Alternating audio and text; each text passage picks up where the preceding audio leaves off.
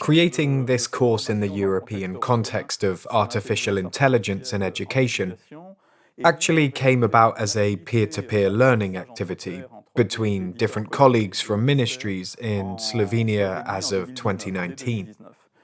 I had the opportunity to present the Artificial Intelligence Innovation Partnership to learn French and maths for pupils aged 6 to 8 that the French ministry just launched. It generated considerable interest among all the participants. In 2019, AI was emerging in all sectors of activity and education too, and there were many questions about what to do. Therefore, together with Italy, Ireland, Luxembourg, and Slovenia, we decided to submit this project under the Erasmus program framework to tackle these issues together and to not manage them country by country, since we have different education systems. The objective of this training in the European context is to be able to approach things at 3 levels. Demystify and understand what AI can bring to education, experimenting and using resources that include AI in an intelligent way, funnily enough. Finally, to develop the necessary digital skills for all educators and students today, or at least to understand the use of AI is part of it, to integrate the ethical aspect into the projects from the start. In other words, what is AI for? What are the challenges and expected results of AI? How do we implement and use these AI resources?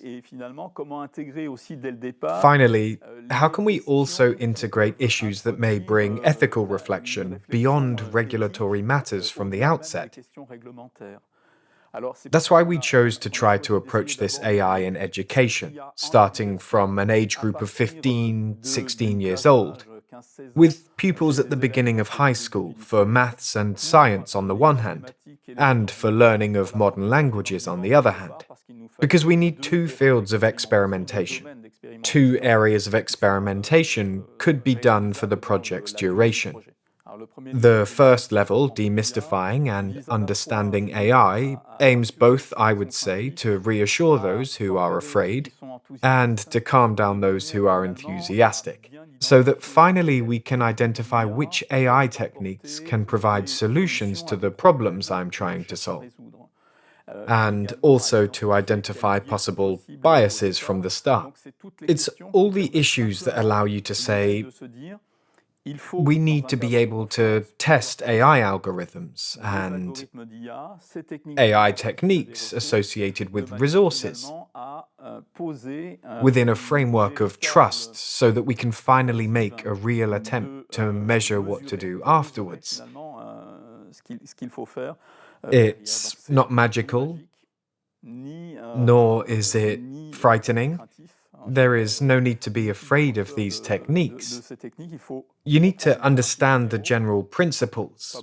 You don't need to be an expert, but understand the general principles to make good use of these AI techniques in assisting the teacher with their teaching workload, or assisting the student if they are learning independently, for example, with specific software. The second level of experimenting and testing AI-enabled resources is to get past your fears or general enthusiasms, to be able to identify their needs or define their goals clearly, and to test in a trusting environment. In particular, by carefully looking at what is in line with the regulations and the rules, so that we can finally test for real. We'd test the resources in a framework of trust, and check with our colleagues, ourselves, or with the pupils what is relevant or not relevant. In fact, it's a question of discovering and measuring, if possible, also with research teams. But everything depends. We just need to act with a level head, having taken all the necessary precautions from the point of view, I'd say, of all that can be bias at the start and at the end, and to be always in charge, so to speak, of what we do and how we trust.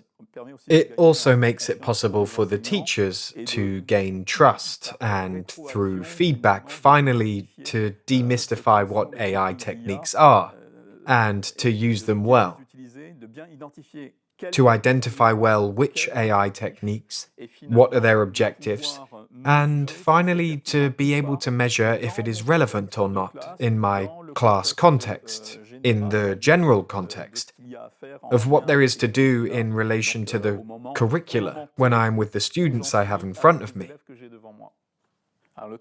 The third level, in fact, invites the teacher not to remain focused only on AI techniques or on disciplinary learning and the AI techniques they use, but to be part of a more global discussion with their colleagues, educational team, and their school team, to be able to participate fully in the student's academic pathway, and by integrating ethical issues on the one hand, but also by thinking that this is part of digital literacy, of the wider digital skills that every educator, student, and, more generally, every individual must have in the current context of the digital transition.